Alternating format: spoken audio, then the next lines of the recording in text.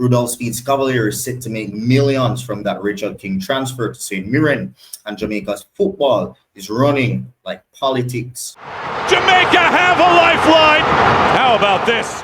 They got Gunnaz podcast. $1 million, $100 million. Hello and welcome back to the Gunnaz podcast. This is Dicanio, and I'm an Arsenal fan who covers everything Reggae Boys and local football. If you enjoy the content that I do on this channel, feel free to go ahead and smash that like button. Every single video I do on this channel must get to 100 likes. Also, people, I'm on a goal to 5,000 subscribers, right? Slow it down right here. 5,000 subscribers before the end of this month. So if you're new, over 50% of you guys watch the channel on a regular and you don't subscribe. So trust me, just subscribe. You see me? Just subscribe, people. If you watch the content on a regular basis, which a lot of you do, just hit the subscribe button. Take this time out to hit the subscribe button. And if you guys do that, I'm going to get to 5,000 in no time. So yeah, in this video, I'm going to be talking about Rudolph Speid and his club record sale, right? Cavalier got their club record sale by selling Richard King over to St. Mirren in Scotland. So I'm going to be talking about that. And I'll also be talking about C. McClaren and the decisions that he's made with this national team that is just mind-boggling. So yeah, people, as you guys should know by now, Richard King has signed or is set to sign for St. Mirren, a club in Scotland. Now, they finished in the top 6 of the Scottish Premiership. They just finished outside of European spots, but they are a solid team in Scotland. It's not one of those teams that finished down to the bottom of the table. In fact, closer to the end of the season, Scotland has like a championship. They cut the table in half. So Scotland has a championship table and a relegation table, and St. Mirren was in the championship table, which is the top half. So that was a good sign to see that he's signing for an actually established team that is doing good at this moment in time in Scotland. Steve McClaren has been singing his praises and has been helping Rudolph Speid to get that transfer as a national team coach, giving him a whole lot of appearances and talking highly of him. Literally saying that he's sent his name to a whole host of scouts as well and told every single one of them to take a risk and take a chance on him. Now, Richard King did sign a 2-year deal with an option for 3 years. At the age of 23, he's going to be 24. That isn't really a promising contract. It's a contract like, hey, you better come in and you better impress, otherwise we're going to drop you, right? A 2-year contract at the age of 23. It's a stepping stone, and it is that risk that he asked, or C. McClaren asked a club in Europe to take, and they did it. So right now it's just up to Richard King to just take that chance that he got, prove it, and yeah, he might be either getting a move away from the Scottish League to a higher league, or at least be a sustained long stay in the Scottish Premiership. And that is only going to bode well for Jamaica. He needs to be playing at a higher level. He needs to leave the country. And yeah, it's a very good look. So big up to Richard King. Big up to Mr. Rudolph Speid, who, people, this has been a promising year for Mr. Speid in the youth. This has been a bag from Inter Miami, bagging from Jamaica Premier League and being the champions. He bagged last year from Caribbean Champions Cup, and now he's bagging from Richard King. This is the year of blessings for Mr. Rudolph Speid. So big up yourself for all the hard work you put in. Yeah, man, $100 million. Now, people, it's alleged. The fee was undisclosed. So I'm going to know about $100 million, right? The reason why I'm going to say 100 million JMD in the title, or in the thumbnail, I should say, is because there were alleged rumors that it was a £500,000 transfer, right? Now, anybody we have sent, you can do the simple ones. £500,000 is about 107 million Jamaican dollars. So if the rumors are true, that is the amount that Cavaliers is going to be pocketing from this sale. People, football and a joke money. See? Same man, respect and ratings to Richard King and to Rudolph Speid. Now heading over to speak about Steve McClaren. The politics in Jamaican football, it's crazy, people. I did a video the other day, and see the dark side of it. No, it's a bit more. This video is a bit more calm, right? Me have to point out a few mistakes where Steve made months ago that are currently a detriment to him. Now, the first mistake was leaving Ravel Morrison out of the 60-man provisional squad for the Gold Cup. Now, looking back, he told the press that Ravel was not selected for the Unity Cup initially and also not in the provisional squad for the Gold Cup because he was not playing at a level that is recognizable. He can't watch any clips for him, yada, yada, yada, right? Now, he named a 60-man provisional squad with a whole host of players that were midfielders, Harry Anderson, Suley McCullough, and others as well. And the team was short, and he called upon Ravel Morrison. Now, if the team was short, and you decide to call upon Ravel Morrison when you have so many other midfielders that you think were more competent, that you place in a 60-man provisional squad for the Gold Cup, why did you surpass all of those midfielders and go straight for Ravel?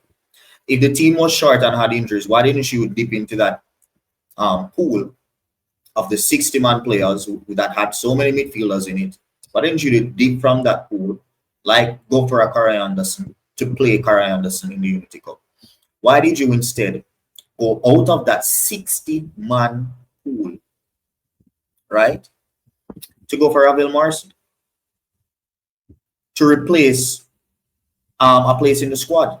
If Ravel Morrison is playing in such a league that is incompetent that he couldn't make the 60-man squad in the first place, why are you surpassing all of those midfielders in the 60-man squad to go to ask Ravel Morrison if he can come and fill in those spots? Surely you should have brought out Carey Anderson or any other midfielder that you have in the 60-man shortlist, right?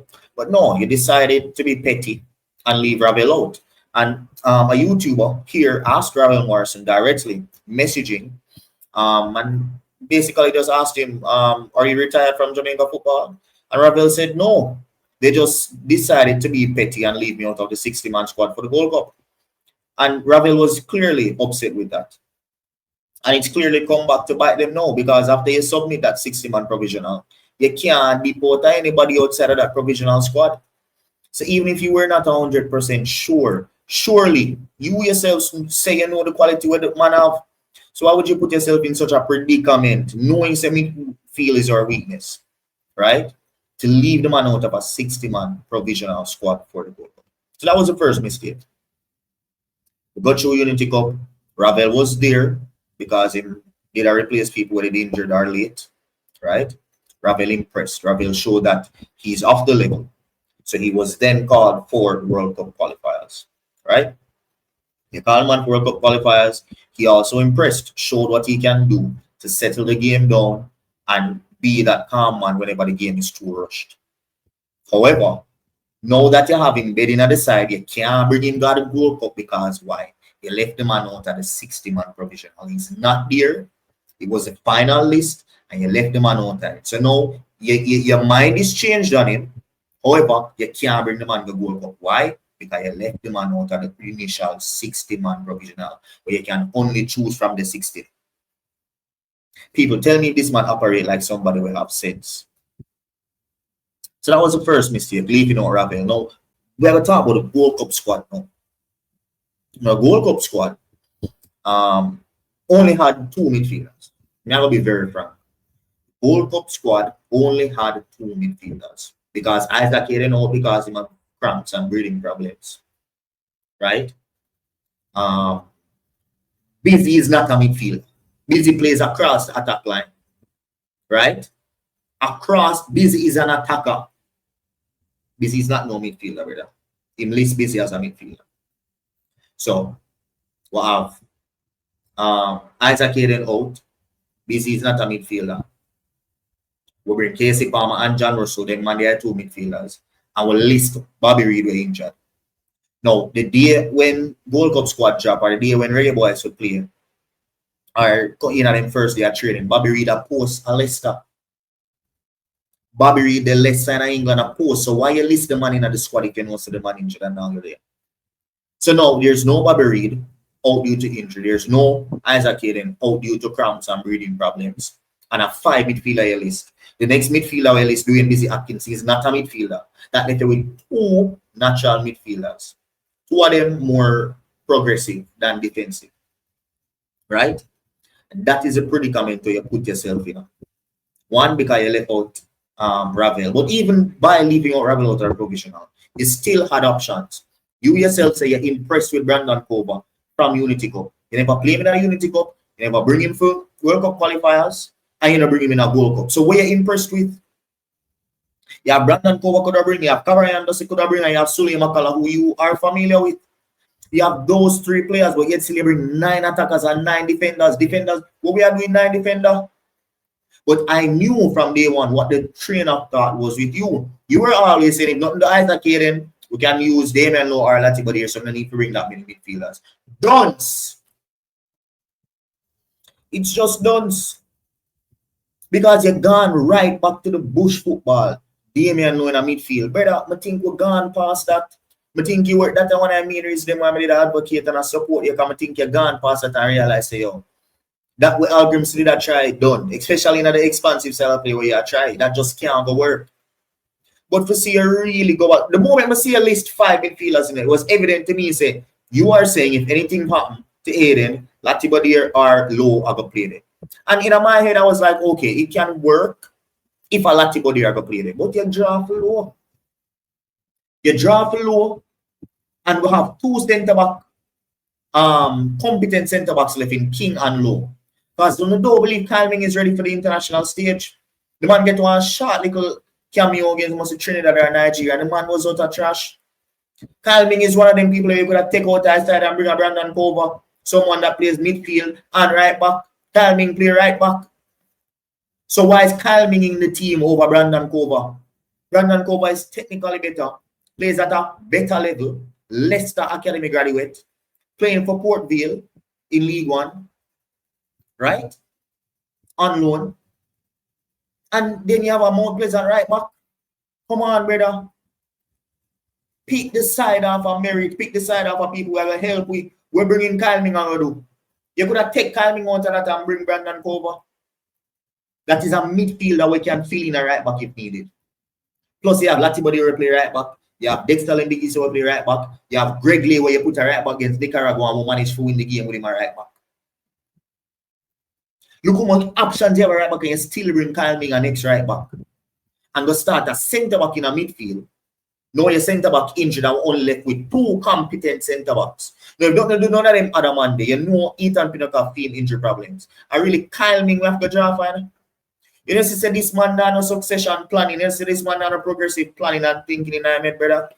I made that support him up until I see the man draw back for Damian Lowe in a big Gold Cup, brother, for a midfield dog. And then you use Richard King as a scapegoat second half. You take him off instead of take off Lowe and see the Lowe run down injured now with him while say. The next incompetence what see McClaren do is starting Tyrese or giving Kyle Dixon minutes over Tyrese Campbell. People nowhere around the world. You have 2 players who are playing on the same team for them club, right? And play for the same country. One of them played 46 games as a starter for that team at Charlton Athletic. The other one played less than 1,000 minutes for the entire season. The rest of his minutes coming in academy football. But when both of them go to the national team, guess who get the minutes? Guess who touched the field when Jamaica need a goal? The academy player. As opposed to someone who played 46 championship or League One games. A starter in the same team that Kahim Dixon struggles to get into. People, make it make sense. When I say politics in this football, yeah? There's no explanation, and anybody that comes and tries to defend this, better many people want to focus because some people are saying, "Oh, below the cover." But brother, you have for batting man if you try defend this, brother. A senior player that plays, it's not like saying playing on a different team, so you can use it and say, yeah man, the team you're good, the team you're good, so even if academy you are playing alright. Like the whisper argument. Whisper there in a Chelsea academy, that means you can start over man within a League One. Alright, we can buy that.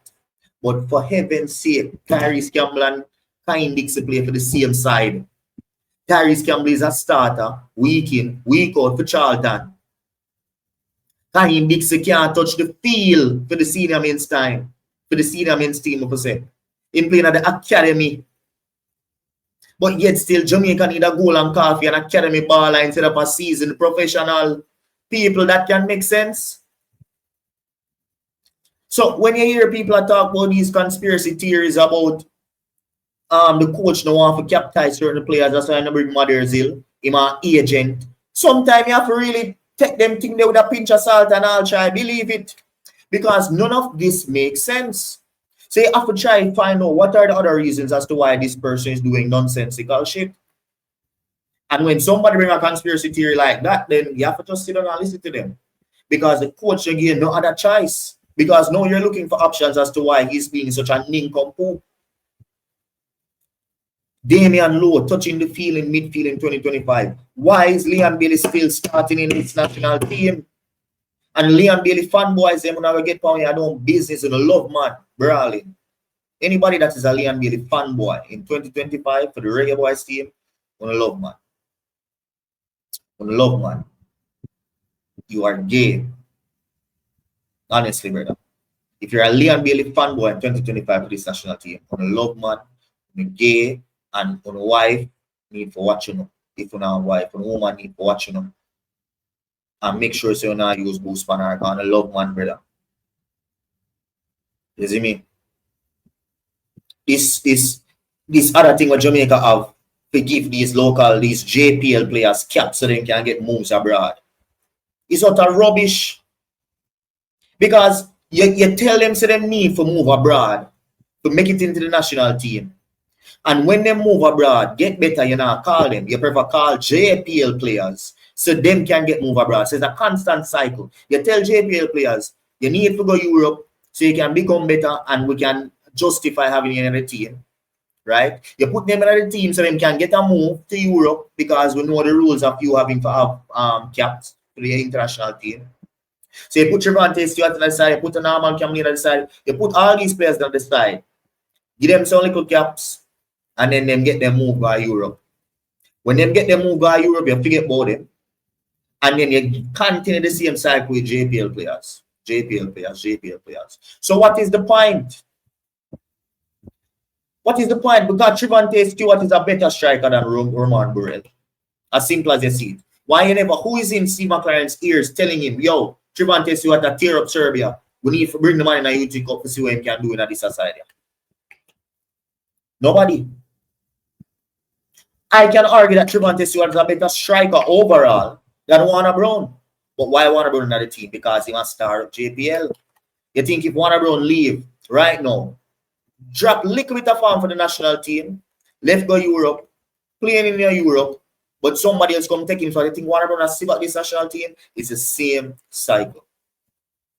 Politics run Jamaica football, brother, not common sense. And if it continue to work like this, yes, Jamaica will win the World Cup. Because the group out there now is out of shit. But this video is not about just making World Cup. This video is about the future of Jamaican football. And the politics continue there in the football like this. So blatantly. Jamaica now going away, brother. And it's a common theme with every coach. They come in, they are pressured. The decisions that they're making are nonsensical. It is obviously coming from a place of pressure. Because if they did that somewhere else, they wouldn't do that. There's something happening at the Jamaica Football Federation and make them coach feel as if they have to pick Jamaican low JPL players. And this is not a dig at JPL players because Trevante Stewart was once a JPL player. Norman Campbell, all those were all once JPL players. But when they move out, you want to tell them for them to get in the game, them can't get a look in, even when they perform. Like Trevante Stewart this season. Some have to change. But people, that is it for this video. Remember to leave a like in the comment section. Not in the comment section, I'm fooling. Leave a like on the video. Share your thoughts below in the comment section. Hit that fat subscribe button so we can get to 5,000 subs. Big up on yourself, people. Thanks for watching, and I'll see you next time. Peace. Jamaica have a lifeline. How about this? Big up Gunnaz podcast.